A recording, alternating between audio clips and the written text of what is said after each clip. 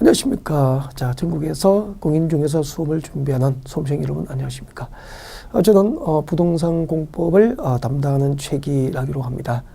저와 함께 공부하시는 여러분 모두가 합격할 수 있도록 잘 준비하고 열심히 하겠습니다 라고 하는 약속을 드리면서 강의를 시작하게 될 거예요. 자, 제가 담당하는 부동산 공법은 평소에 우리가 학교에서 접할 수 없던 과목이에요. 그래서 부동산 공법이 무엇인지부터 강의를 시작하도록 그렇게 합니다. 자, 앞으로 저와 함께 같이 공부하게 될 부동산 공법을 소개합니다. 자, 이 부동산 공법은 부동산에 관한 공법에 해당하는 법이다. 그렇죠? 그래서 자, 부동산이 무엇이냐면 부동산은 그 토지에 정착된 정착물, 토지와 그 토지에 정착된 정착물, 대표적으로 건축물이죠. 토지와 건물을 부동산이다라고 하게 돼요. 그래서 부동산 공법은 곧 토지 공법이죠. 토지 공법이면서 건물 공법에 해당하는 법률 몇 개를 묶어서 편의상 이제 이름을 부동산 공법이다라고 붙이게 된 거예요. 자, 그러면은 그 토지를 대상으로 하는 공법으로 분류할 수 있는 법률이 100여 개가 훨씬 넘는데 그 중에서 본 과목에서 다루고 있는 법은 4개가 있습니다. 그래서 토지 공법에 해당하는 법률 4개를 여러분이 학습을 하시게 되고요. 그 다음에 건물 공법으로 분류할 수 있는 법률이 2개가 있습니다. 2개, 그렇게 해서 토지와 건축에 관련된 공법으로 분류할 수 있는 법률 모두 6개로 이 과목이 구성이 되어 있다. 그렇게 볼 수 있죠. 네. 자, 그럼 이제 부동산 공법이 어떤 법들을 공부하게 되는지 잠깐 여러분에게 소개를 할 수 있도록 그렇게 합니다. 자, 토지 관련 법률이 4개가 있죠. 4개가 있는데 그 중에서 이제 우리가 처음 공부하게 될 법이 자, 국토의 계획 및 이용에 관한 법률이에요. 국토의 계획 및 이용에 관한 법이에요. 국토의 계획 및 이용에 관한 법률을 이제 우리가 제 시간에 학습을 하게 될 텐데 그 수백 개의 토지 관련 법률 가운데서 이 국토계획법이 가장 기본이 되는 법이에요. 그래서 앞으로 이제 법률 제목이 좀 길죠. 약칭해서 국토계획법이라고 부르게 될 겁니다. 같이 해보죠. 국토계획법. 그렇죠? 자, 국토계획에 관한 법이다. 그렇게 해서 국토계획법이다. 그렇게 해서 공식적으로 약칭해서 약을 사용하게 됩니다. 국토계획법. 자, 이 국토계획법의 중심 내용이 2가지가 있어요.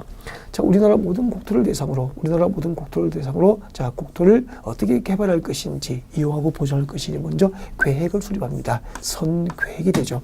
자, 먼저 계획을 수립하고, 이 수립된 계획에 따라서 계획적으로 국토를 이용하는 거죠. 그러면 먼저 국토를 개발하고 이용하기 위한 계획을 수립하고, 그 계획에 의해서 국토를 이용하면은 계획적 개발과 이용은 난개발과 환경 파괴를 최소화해서 지속 가능하고 그리고 또 앞으로도 우리 자손들에게 잘 물려줄 수 있는 국토를 이제 보존할 수 있게 되죠. 자, 이렇게 해서 자, 이 법은 제일 먼저 우리나라 국토를 대상으로 수립되는 각종 행정계획, 계획의 수립과 그 집행에 관하여 규정하고 있는 법이다. 그렇게 소개를 할 수 있죠. 우리나라 국토를 대상으로 국토계획의 수립과 집행에 관하여 규정하고 있고요. 잠시 뒤에 그 국토계획 체계, 우리나라 국토계획 체계를 여러분에게 소개를 드릴 거예요. 근데 두 번째는 이제 모든 국토개발과 토지 이용 그리고 국토보존이 계획적으로 행정계획에 의해서만 이루어지는 것은 아니라는 거죠. 그래서 자, 이 국토계획에 의하지 아니한 국토개발을 관할 시청 건축으로부터 그 개발 행위를 허가받도록 합니다. 이것을 우리는 개발행위 허가 제도다라고 하게 돼요. 그래서 지금 우리가 공부하게 될 이 국토계획의 양대 300은 하나, 국토계획의 수립과 집행에 관한 법이면서 국토계획에 의하지 아니한 개발행위를 관할 시청 건축으로부터 허가받도록 하는 개발행위 허가 제도를 규정하고 있는 법이다. 그렇게 할 수 있죠. 자, 이렇게 이 국토계획에 관한 법이면서 자, 그리고 개발행위 허가제를 규정하고 있는 법인데 지금부터 자, 이 국토계획법상 국토계획의 체계, 그 국토계획 체계를 여러분에게 소개를 할 거예요. 자, 우리나라 국토를 대상으로 수립된 각종 행정계획, 국토계획에는 무엇이 있을까요? 그리고 그 국토계획의 종류와 그 국토계획들이 전체적으로 어떤 체계를 가지고 구성이 되는지를 볼 수 있도록 이렇게 준비합니다. 자, 제일 먼저 우리나라 국토 전부를 대상으로 하는 국토계획이 있습니다. 자, 이를 우리는 국토종합계획이라고 합니다. 국토종합계획. 아무튼 국토종합계획은 대한민국 국토 전부입니다. 전 국토, 우리나라 국토 전부를 대상으로 해서 국토를 어떻게 장기적으로 개발하고 이용, 보존할 것인지 종합적인 그 청사진, 국토 개발에 대한 종합적인 청사진을 장기적으로 제시하고 있는 계획이 국토종합계획이라는 정도 하시면 되고요. 이 국토종합계획은 그 1차 국토종합계획부터 시작해서 3차까지는 국토종합계획의 계획기간이 이미 완료가 됐어요. 완료가 되고 지금은 4차 국토종합계획의 계획기간 중에 있고 그 4차 국토종합계획의 계획기간이 2020년까지예요. 그래서 우리 대한민국 국토는 2020년까지 이 국토를 이제 어떻게 개발하고 또 이용하고 보존할 것이 미리 장기적인 그 종합적인 청사진이 마련되어 있는데 이것을 우리는 국토종합계획이다라고 하게 됩니다. 자, 그리고 이 국토종합계획을 최고의 국토계획으로 해서 이제 저희들이 지금부터 공부하게 될 그 국토계획법에 의해서 국토계획이 수립됩니다. 자, 그 국토계획이 광역도시계획이라고 있습니다. 광역도시계획이죠.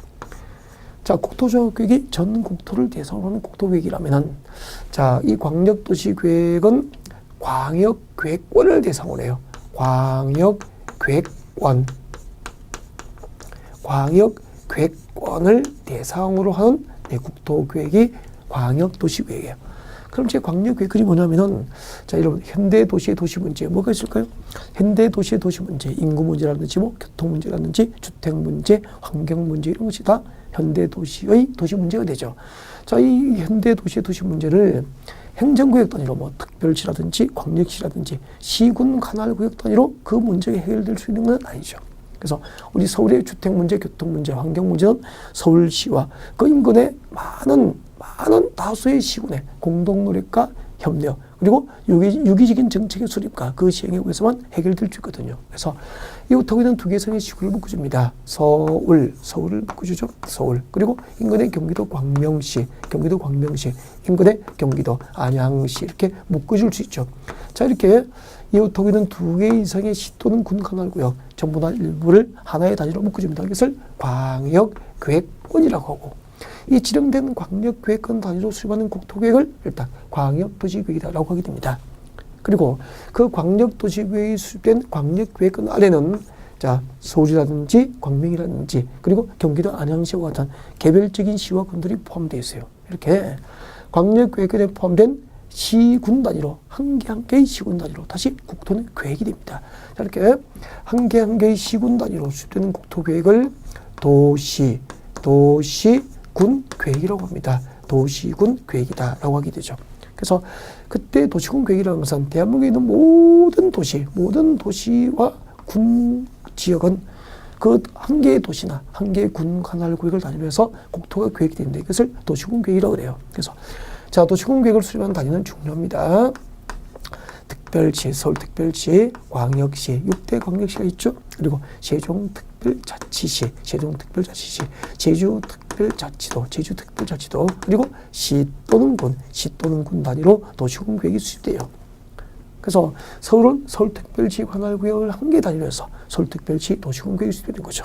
그리고 강원도 평창군은 강원도 평창군 관할구역을 한 개 단위로 해서 평창군 도시군 계획이 수립되는 거죠. 여기까지. 특별시, 광역시, 특별자치도, 시 또는 특별자치도 시까지 여기까지.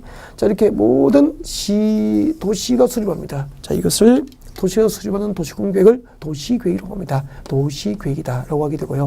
그리고 군 관할구역, 한 개의 군 관할구역 단위로 수립하는 도시군 계획은 군 계획이 돼요. 이렇게 도시가 수립하는 도시계획과 군 단위로 수립하는 군 계획을 합하여 도시군 계획이다라고 하고요.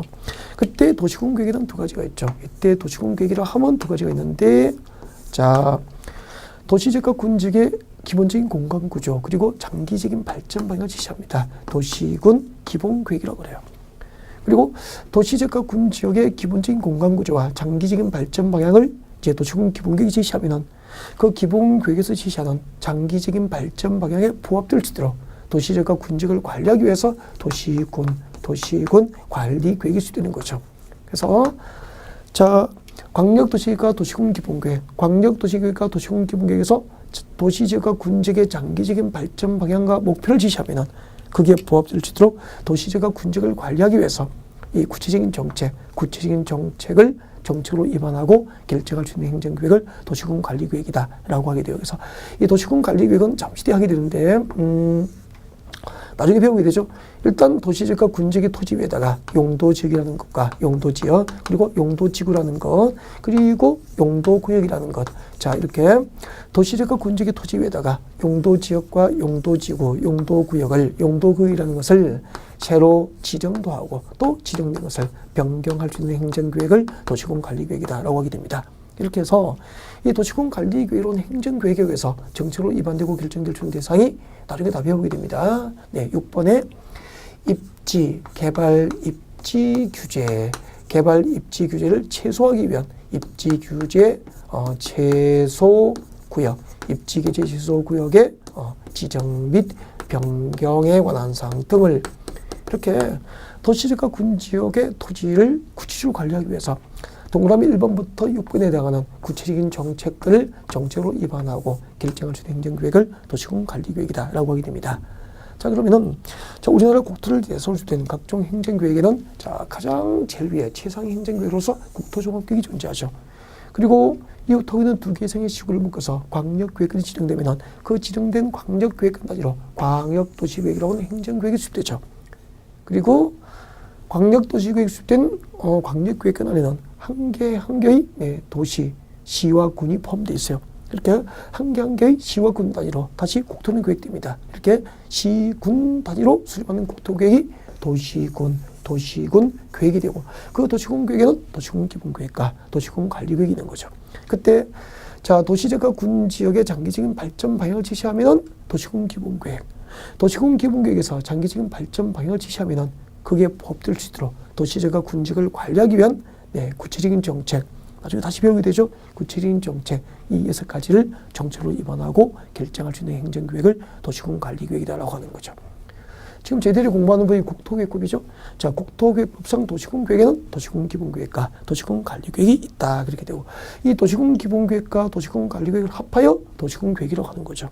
그래서 국토종합계획과 광역도시계획과 도시군기본계획과 그리고 도시군관리계획의 관계는 상하 수직적 관계예요. 상위의 행정계획이고 그리고 아래로 내려가면서 이제 하위의 행정계획이고 그렇게 되는 거죠. 그래서 국토종합계획에 맞도록 국토종합계획에 부합될 수 있도록 하위 계획은 광역도시계획이 수립이 되고 또 광역도시계획이 수립된 지역이라면 그 광역도시계획에 부합될 수 있도록 도시군 계획을 기본계획을 수립하는 것이고 그 도시군 기본계획에서 제시하는 지침에 맞도록 이제 시군 단위로 또 도시군 관리계획에 의해서 구체적인 정책들을 정책으로 입안하고 결정하게 되는 거예요.